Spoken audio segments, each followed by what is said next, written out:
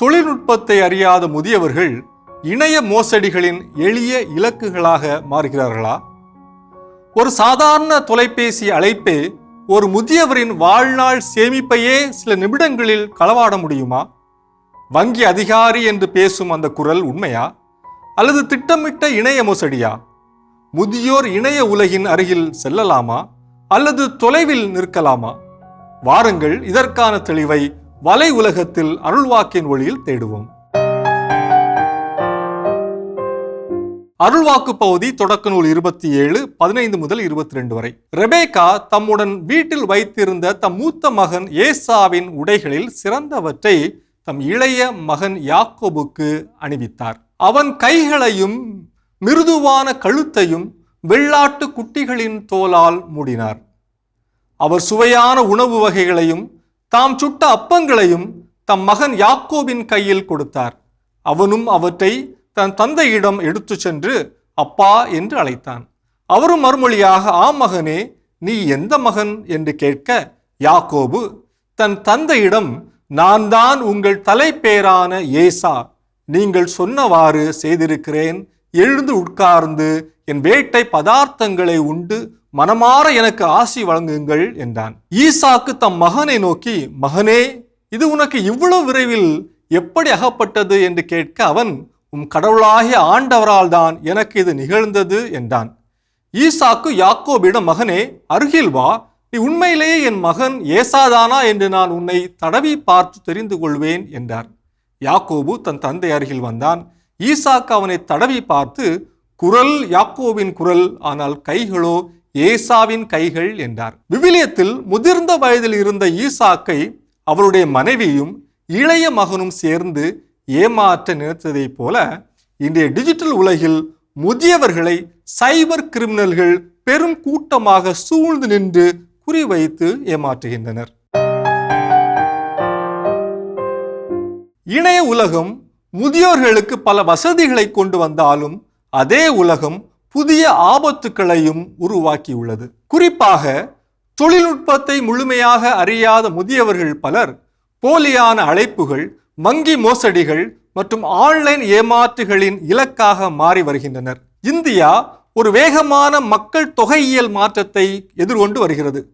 2011ஆம் ஆண்டில் 100 மில்லியனாக இருந்த 60 வயதிற்கு மேற்பட்ட முதியோரின் எண்ணிக்கை 2036ஆம் ஆண்டிற்குள் 230 மில்லியனுக்கும் அதிகமாக, அதாவது 2 மடங்கிற்கும் மேலாக உயரும் என்று கணிக்கப்பட்டுள்ளது. கொரோனா பெருந்தொற்றிற்கு பிறகு சிறாரை போல முதியோரும் அதிகமாக இணையத்தையும் சமூக ஊடகங்களையும் பயன்படுத்துகின்றனர். அவர்கள் வங்கி பரிவர்த்தனைகள், இணையவழி ஷாப்பிங், உடல்நல பராமரிப்பு, மேலாண்மை, பொழுதுபோக்கு, சமூக ஊடகங்கள் மற்றும் இதர செயல்பாடுகளுக்காக இணையத்தை அதிகமாக பயன்படுத்தி வருகின்றனர். முதியவர்கள் தனிமையில் இருப்பது, அவர்கள் ஒருவர் மீது வைக்கும் அளவுக்கு அதிகமான நம்பிக்கை, நினைவாற்றல் குறைபாடு, ஏமாற்றத்தை வெளியே சொன்னால் பலரும் கிண்டல் செய்வார்களோ என்ற பயம், தொழில்நுட்பத்தை பயன்படுத்துவதில் போதிய அனுபவம் இல்லாதது போன்ற காரணங்களே